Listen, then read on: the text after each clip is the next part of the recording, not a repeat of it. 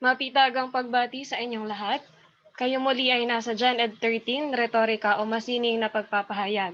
Tayo pa rin ay nasa Kabanata 1 na sa Aralin Tuna dahil ang ating ikaunang aralin ay nakapaloob pa rin sa retorika, ang kahulugan, kasaysayan, kanon at kategorya ng mga ito. At ako muli si Binibining Baes para sa inyong Gen Ed 13. Dito sa ating aralin na ito at sa presentasyong ito ay matutunghayan ninyo kung ano nga ba ang retorika bilang sining, saklaw ng retorika at gampanin ng retorika. Unahin na natin dyan ang retorika bilang sining. Katulad ng pagpipinta, pagsayaw, at pag-awit, ang retorika ay isang sining. Sa pamamagitan ng mga simbolo na maaring pasalita o pasulat, lumilikha ito ng isang likhang sining na may taglay na sariling halagang estilo na naiiwan o nagkakabisa sa ating kaisipan, damdamin at kaasalan. Ayan, yung sa retorika kasi, 'di ba nga lahat halimbawa nakikinig ka ng balita, nakikinig ka ng isang talumpati o ng isang speech 'no, ay magkakaroon ka ng ideya o kaalaman sa iba't ibang larangan 'no. Pero kagaya ng pagpinta, pagsayaw at pag-awit ay sining din po 'no ang retorika kasi nagiging malikhain ka gamit ang retorika. At yung mga aral na binibigay natin o yung mga sulat at mga talinhaga na binabanggit natin, yon ay napapaloob sa pagiging malikhain ng retorika na ginagamit natin. Sunod niyan ay may mga katangian tayo 'no, para sa retorika bilang sining. At una na diyan ay ang sining o ang isang kooperatibong sining. Dahil hindi ito maaaring gawin ng nag-iisa, ito ay ginagawa para sa iba sapagkat ang reaksyon ng mga nagkakaroon nito ay ng kaganapan. Sa pamamagitan nito kung gayon nagbubuklod ang tagapagsalita at tagapakinig o ang manunulat at mambabasa. Sa retorika 'no, kaya siya naging kooperatibong sining kasi hindi siya mag-stand alone, hindi siya kayang siya lang, kumbaga retorika lang siya, maganda siya gano'n, malikhain siya gano'n. Pero kung hindi siya ma-appreciate o titignan ng ibang tao, halimbawa hindi papakinggan, hindi babasahin, walang sense. Kaya dapat yung retorika natin bilang sining ay may kooperasyon ng tagapakinig at ng ating mambabasa. Kasi gamit yung mga reaksyon nila, yung mga feedback na tinatawag, dun tayo lalago o doon magkakaroon ng pagyabong yung retorika na ginagamit natin. Halimbawa, ikaw sumulat ka ng isang tula, napansin ng kamag-aral mo 'no, na medyo may maling salita kang ginamit dun sa isang taludtod ng iyong tula. Pagkatapos ay nakaisip din siya 'no, o ikaw mismo ng mas magandang alternatibong salita para sa tula mo. At doon 'di ba, ibig sabihin nagkaroon ng kooperasyon gamit yung kaibigan mo bilang nabasa niya yung tula mo at nagkaroon kayo ng interaction. At doon nagiging kooperatibong sining po ang retorika. Ikalawang katangian ng pagiging sining ng retorika ay isang pantaong sining. Wika ang medium ng retorika, pasalita man o pasulat. Dahil ang wika ay isang eksklusibong pag-aari ng tao, ang retorika ay nagiging isang eksklusibo ring sining ng tao para sa tao. Halimbawa kasi 'no, sa pagpipinta, nagpipinta tayo para sa kalikasan. Halimbawa, nagpinta tayo ng magandang tanawin para makita ng mga susunod na henerasyon yung kagandahan ng kalikasan, 'di ba? Pero yung mismong sinulat mo o yung pininta mo doon ay patungkol sa kalikasan. Pero ang retorika, iikot siya 'no, sa paggamit ng wika, pasulat man o pasalita. Kasi wala namang kakayahang magsalita ang halaman o ang mga hayop, 'di ba? Kaya eksklusibong pag-aari natin ang retorika. Tayo yung makakapagpalawak nito, tayo yung makakapagbigay kalaliman sa kung ano mang kaalaman yung gusto nating patungkulan sa retorika. Halimbawa na lamang ay yung mga theory na meron tayo sa agham, sa science 'no. Kung gusto natin 'tong palawigin o pag-aralan pa, gawan pa ng research 'no, ay gagamitan talaga natin ito ng retorika at hindi yun magagawa ng halaman o ng hayop. Kaya po ang retorika ay isang pantaong sining. Tayo lamang yung makakapagpalawak nito. Ikatlo, na katangian ng retorika bilang sining ay isang temporal na sining. 'Pag sinabi nating temporal, ito ay nakabatay sa panahon at gano'n po ang retorika 'no, nakabatay tayo sa panahon. Ang gumagamit nito ay nangungusap sa lengguwahe ng ngayon. Oo, sabi ni Fumiya, ngayon, hindi ng bukas o kahapon. Ang iba pang sangkap ng retorika tulad ng paksa at paraan ay laging naiimpluwensyahan ng kasalukuyang panahon. Baguhin mo ang panahon at mababago rin ang retorika. Ayan, ang retorika po, kadalasan yan kasi yung current events, yung pinapatungkulan. Halimbawa, yung mga batas na kailangan nating bigyang tuon sa nangyayari sa bansa natin. Halimbawa, yung mga balita, 'di ba, na kailangan nating malaman. Ginagamitan 'yan ng retorika. At pati siyempre yung pagpapahayag niyan, 'di ba, dapat ay malalim at dapat ay nakapunto o may sentro at focus na pinapatungkulan. Hindi puwedeng paikot-ikot, hindi puwedeng magmumula ka sa nangyari sa gitna, matatapos ka sa umpisa at magkakaroon ka ng pag-iikot ng, ideya o impormasyon, hindi puwedeng gano'n. Kaya ang retorika po ay lengguwahe ng ngayon.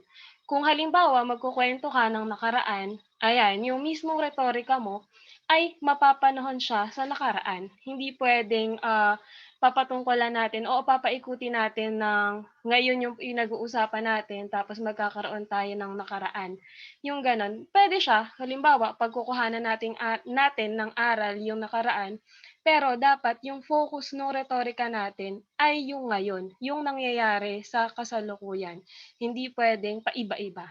Kasi nga po, sabi nga dito, ulitin ko lang, baguhin mo ang panahon at mababago rin ang retorika. May pagkamalikhain yung gano'n 'no, pero yung mismong focus ay 'wag natin ilalayo sa kung ano ba yung nangyayari ngayon. Yun po yung pagiging temporal na sining ng retorika. Ikaapat na katangian ng retorika bilang sining ay isang limitadong sining. Ayan, kung nakikita niyo 'no, sa kahulugan, sa kasaysayan, sa kategorya at eto nga 'no, sining pa nga ang retorika. Baka isipin niyo ay endless 'no, ay wala ng katapusan o limitasyon ang retorika. Ngunit hindi po gano'n 'no, dahil ang retorika ay isang limitadong sining. Marami itong kayang gawin. Maaari nitong paganahin ang ating imahinasyon at gawing posible ang mga bagay na imposible sa ating isipan. Ngunit sa realidad, hindi lahat ng bagay ay magagawa nito. Halimbawa, may nabasa ka na, tawag dito, fiction 'no, at sabi nito 'pag kumain ka ng spinach kagaya ni Popeye, eh, magiging kasing lakas ka ng bato. So, hindi naman po gano'n 'yon. Though, malikhain yung pagbibigay ng matalinhagang salita doon sa sinabing 'yon, pero hindi naman talaga siya magiging, totoo sa realidad. Kumbaga titignan pa rin natin yung pagiging totoo ng nababasa natin o naririnig natin. Kasi yun nga, limitado po ang retorika. Hindi naman puwede na, sabihin ay kaya mo na magpagalaw ng isang bundok, kaya mo maghati ng isang dagat 'no, hindi naman po gano'n. At siyempre sa mga balita na naririnig natin halimbawa, ay hindi pa rin natin puwedeng paniwalaan lahat. So, halimbawa ngayon 'no, magiging conscious na dapat tayo at aware na tayo sa iba't ibang lumalabas na balita, lalong-lalo na laganap po ang fake news. Ayan, so limited pa rin yung kukuhanin nating impormasyon at titignan lang natin kung ano ba yung nababase sa realidad at yung makatotohanan na impormasyon na kakailanganin natin bilang individual. Lalo sa inyo bilang mag-aaral 'no, gagawa na kayo o nagawa na kayo ng research, nagawa na kayo ng mga narratives ninyo 'no, dapat ang kukuhanin niyo lang na impormasyon kahit ito ay nakalimbag ng maayos, ito ay tinalakay ng maayos, yung mismong, impormasyon lang na mahalaga at tugma sa pinag-aaralan niyo yung kukuhanin ninyo. Kasi baka maglambog-lahok na yung impormasyon 'no, hindi naman puwedeng gano'n. So kaya po ang retorika ay limitadong sining. Hindi lahat po ha. Kaya kung ano lang po yung dapat o yung nararapat na impormasyon, yun lang po yung kukuhanin natin. Yan, sabi nga ni SpongeBob, 'di ba, endless yung imagination. Do'n, iikot tayo do'n. Pero yung mismong realidad, limitado po 'yan. At ang ikalima pong katangian sa pagiging, sining ng retorika ay isang may kabiguang sining. Ouch 'no, may kabiguan. Kanina limitado, ngayon may kabiguan. Bakit nga ba? Hindi lahat ng tao ay magaling sa paghawak ng wika. Marami sa atin ang limitado lamang ang kaalaman at kasanayan. At 'wag natin 'yun alisin din sa realidad 'no, kasi halimbawa sa mga, nakita kong estudyante 'no, lalong-lalo na nung sa face to face, marami, marami na kayang mag-public speaking, maraming kayang humarap sa, maraming tao 'no. Pero 'wag natin, iaalis sa isipan natin na mayroon pa rin magkakaroon kayo ng estudyante na takot 'no, sa pagharap sa maraming tao. Pero sa inyo bilang nagta-take kayo ng education, dapat ay sinasanay niyo na rin yung sarili ninyo dahil isa kayo sa gagamit ng retorika pagdating ng panahon kapag kayo ay naging mga guro na din 'no. Pero yun nga, kung ilalagay niyo yung sarili niyo ngayon sa'kin bilang guro 'no, marami pa rin na estudyante na hindi sanay sa paghawak ng wika. Ang ibig sabihin kasi niyan ay halimbawa, magpe-present lamang ng isang simpleng report 'no, sa unahan, hindi niya kayang i-deliver ng maayos. Una na diyan dahil kinakabahan siya. Pangalawa ay hindi maayos yung pagpepresenta ng impormasyon, kaya nagkakaroon ng kaguluhan 'no, sa, pagbibigay nito sa ibang mga kamag-aral. So yun, kaya siya nagiging limitado. Idagdag pa rito na ang wika ay likas na komplikado. May mga tuntunin itong masalimuot at sadyang nakakalito. Bunga nito, hindi lahat ng tao ay nagtatagumpay sa layunin sa lahat ng pagkakataon. Sa ilang mga tao, sa ilang mga okasyon, ang retorika ay nagiging frustrating na karanasan. Ayan, so yun nga, sabi nga dun sa number 4, 'di ba, may limitasyon. Tapos continuation lang talaga 'tong number 5 dun sa number 4. Kasi nga, halimbawa ako, sa karanasan ko 'no, nung high school talaga ayan, may nagtuturo pa sa'ming mga teachers kapag nagpa-public speaking sa mga program sa school, ganyan. Pagdating sa college talaga 'no, dahil likas nga na madaldal ang inyong guro 'no, ay nasali pa rin ako sa mga public speaking contest ng eskuwelahan namin sa Polytechnic University of the Philippines o PUP. At doon nakaranas talaga ako ng ano, ng pagkabigo sa paggamit ng retorika o sa paggamit ng wika. Kasi yung mga impromptu speech 'yan na recitation talaga, minsan kakabahan ka, minsan hindi ka prepared or hindi mo talaga naaral yung, topic na yon na ibibigay sa'yo. So, magkakaroon talaga ng kabiguan o hindi 'wag niyong aalisin 'no, sa isipan niyo na kailangan pa rin natin mag-focus sa paggamit ng wika kasi dadating at dadating yung panahon na kahit kayo mga future educators talaga ay magkakaroon ng problema doon. Ang kailangan lang talaga ay pagtuunan ng practice ng panahon, ayan. Tapos bigyan nating diin yung paggamit ng tamang grammar o barilala na meron tayo sa ating, lengguwahe o sa ating wika. Kasi yun nga, parang nilalagay lang tayo ng retorika sa sitwasyon kung saan ba ay magaganap talaga sa, hinaharap 'no, o yung mga puwede nating kaharapin bilang individual. At kayo bilang guro nga, importante na, alam niyo kung ano ba yung tamang paggamit ng retorika, tamang paggamit ng wika at iba't ibang salita 'no, sa pagko-compose ng sentences, sa pagde-deliver ng lesson niyo in the near future, 'yan. Kasi nga iba-iba 'no, iba-iba yung karanasan. Kung face to face tayo, 'yan madami pang iba't ibang karanasan ang mararanasan niyo, lalong-lalo na ngayon na ayan, third year na kayo kaya, madami pa yung mga frustrating part na mararanasan niyo sa paggamit ng wika o,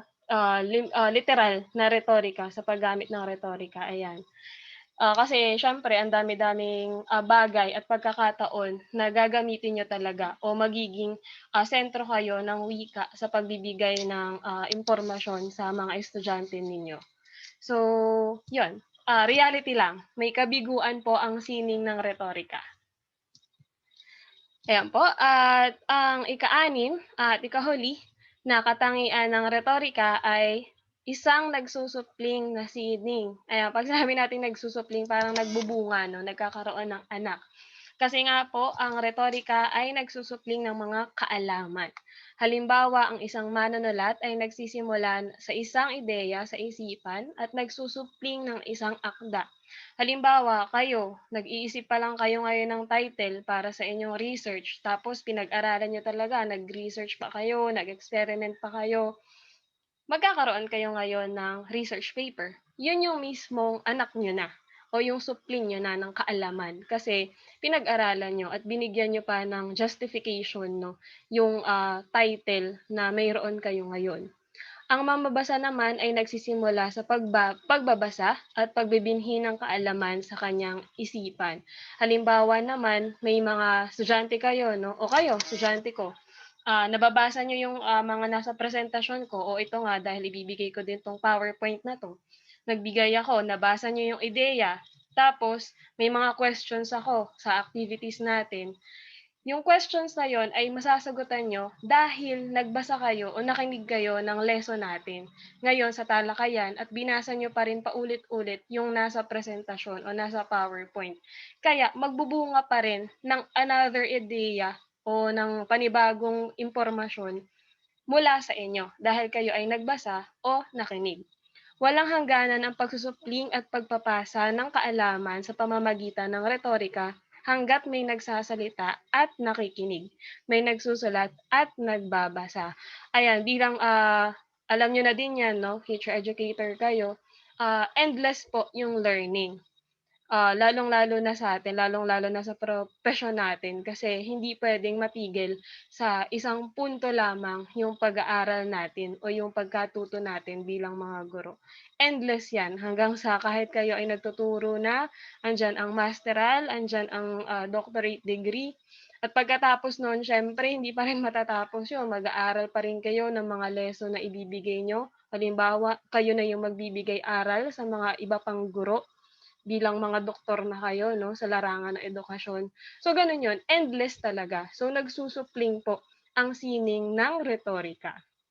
Ayan po ang mga katangian ng retorika bilang sining. At tayo ngayon ay dadako na sa saklaw ng retorika. Kung makikita niyo sa aking presentasyon 'no, ayan nasa gitna ang retorika. Nasa kataasan ang wika, kasama ang pilosopiya, sining, lipunan, at iba pang larangan. Dahil nga po, ang kultura ay muling nalilikha sa pamamagitan ng wika. Ayan. At nakakaimpluwensya ang wika ng tao kung paano nakakaimpluwensya din ito. Yung wika nakakaimpluwensya din sa tao.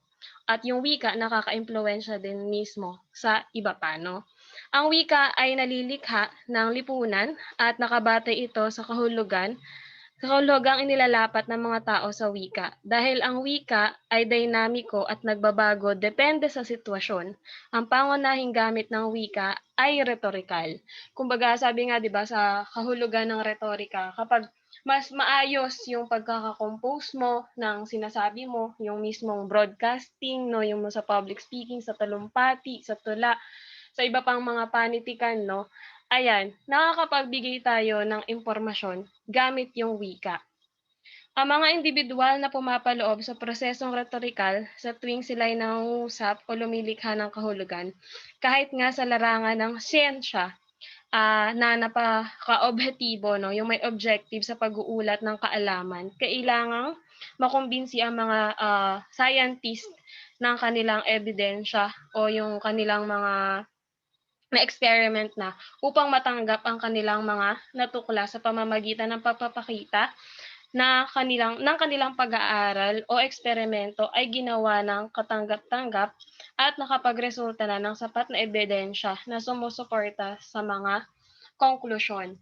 Ayan, so yung sa sining na pag-usapan na natin, sa filosofiya, sa siyensya, sa lipunan, nagagamit pa rin talaga yung retorika. Halimbawa, yung mga ideya nga na natuklasan na natin, siyempre, yung mga mamamayan natin, no, o yung mga, halimbawa nga sa pagdating ng panahon yung mga magiging estudyante niyo 'no, saklaw pa rin sila ng retorika. Hindi mawawala sa kanila yung paggamit ng retorika, lalong-lalo na sa inyo at sa iba pang, larangan na mababanggit. Kumbaga in general, pinapakita lang ng, presentasyon na 'to 'no o ng diagram na 'to na malawak ang saklaw ng retorika, hindi yan matatapos sa isa lamang.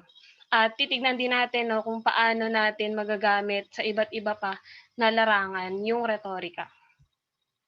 Sunod na diyan ay yung gampanin ng retorika. Ang kauna-unahang na gampanin ng retorika ay nagbibigay daan sa komunikasyon. Ano man ang ating iniisip o nadarama ay maaari nating ipahayag na, sa pasalita man o pasulat na paraan upang maunawaan ng ibang tao yung ating sinasabi at sinusulat. Sa makatuwid, dahil sa retorika, ang dalawa o higit pang tao ay nagkakaroon ng komunikasyon. Siyempre, hindi na mawawala yon yung komunikasyon, hindi mawawala sa retorika dahil unang-una sa lahat, wika yung ginagamit natin sa retorika. So, nagbibigay tayo ng impormasyon, tumatanggap tayo ng impormasyon, gamit yung wika at ito ay nasa proseso ng komunikasyon. Kumbaga inevitable yung, komunikasyon pagdating sa retorika dahil nga pinakauna nating ginagamit ay wika. Yan po yung importansya ng komunikasyon pagdating sa retorika, ayan. So yan yung mismong unang-unang gampanin ng retorika at nagbibigay daan ito sa komunikasyon. Ikalawang gampanin ng retorika ay ito ay nakakapagpakita o nagpapakita ng katotohanan o realidad. Kanina nga nabanggit ko paulit-ulit, 'di ba? Pwede nating gamitin yung imahinasyon natin sa retorika, ngunit limitado lamang para sa realidad na mayroon tayo. Dahil sa pakikinig natin sa iba o pagbasa natin ng mga akda, maaaring mamulat ang ating mga isipan sa mga masasakit na realidad sa ating lipunan.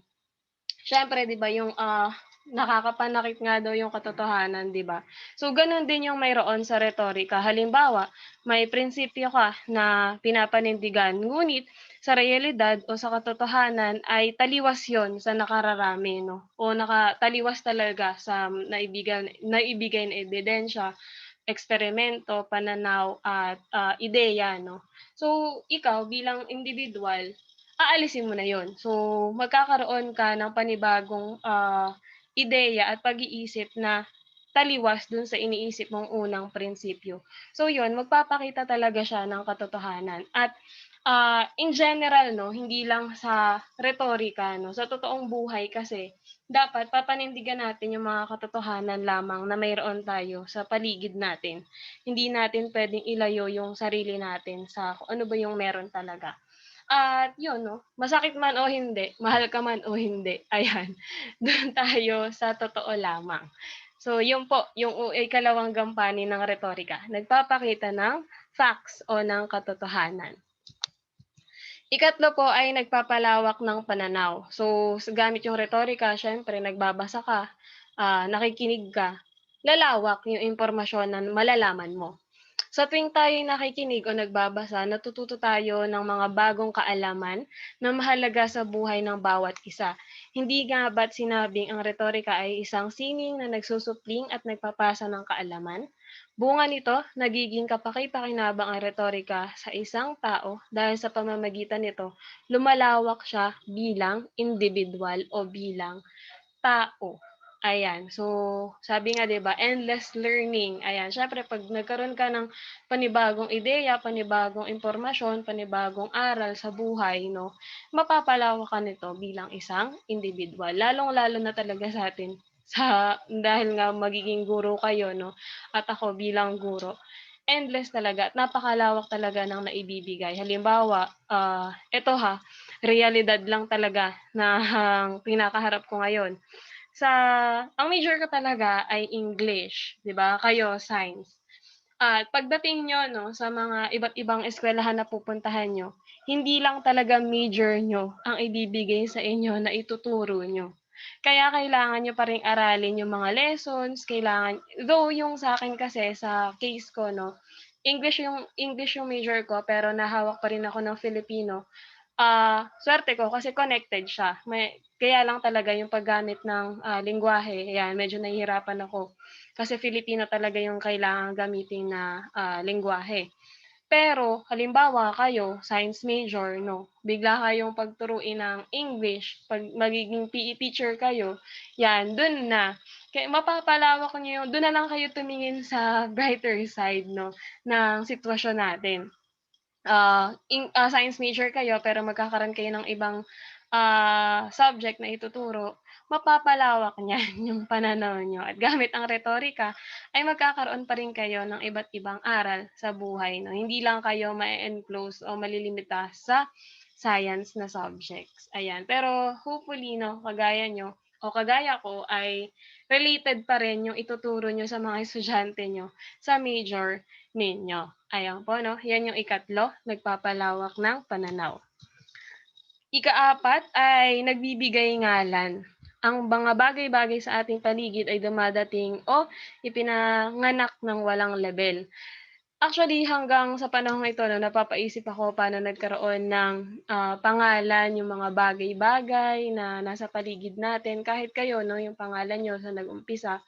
Pero dahil sa retorika, nagkakaroon ng ngalan ang lahat dahil ito ay pinag-aaralan at itinutugma sa wikang paggagamitan nito. Ayan, so kaya tayo may pangalan pala, kaya tayo may iba't ibang tawag sa mga bagay-bagay sa paligid natin, ginamitan po pala yon ng retorika 'no.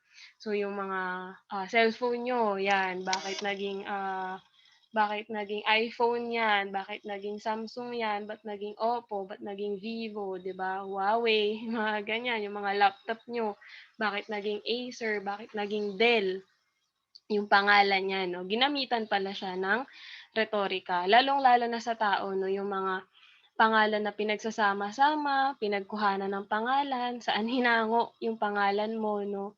Meron pa akong kilala 'no, yung pinagsama-samang tatlong pangalan kaya nabuo yung pangalan niya na Glofelyn, ayan 'no, galing sa Gloria, Filomena at Mylene.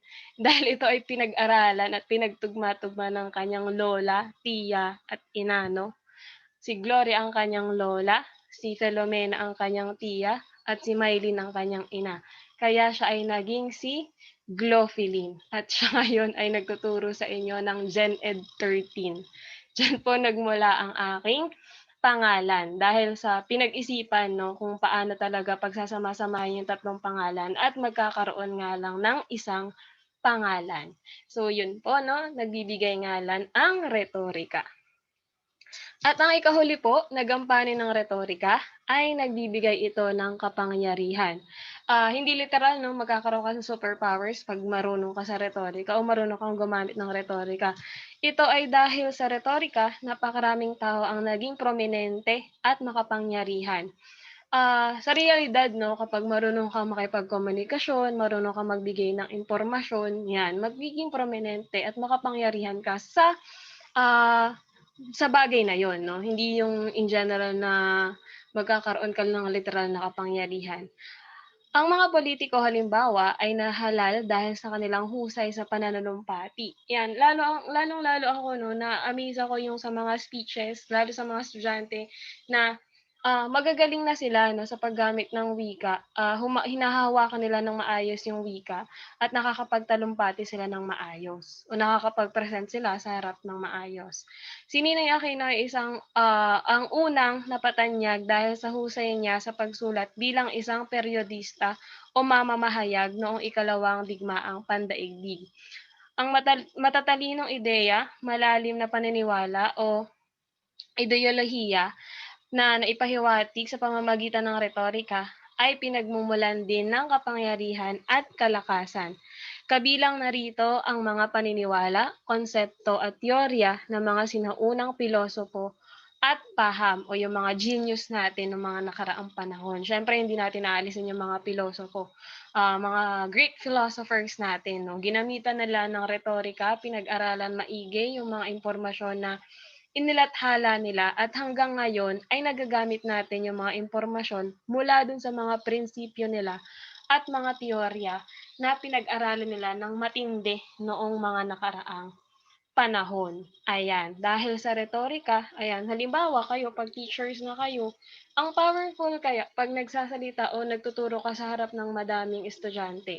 So yun yung ibig sabihin nito 'no, ibig sabihin ng gampanin ng retorika na nagbibigay kapangyarihan. Kasi, ayan, marunong kang humarap sa maraming tao, nakakapagbigay impormasyon ka at nakakapagbigay aral ka sa iba't ibang uri ng tao o iba't ibang individual na mayroon ka sa mga estudyante mo.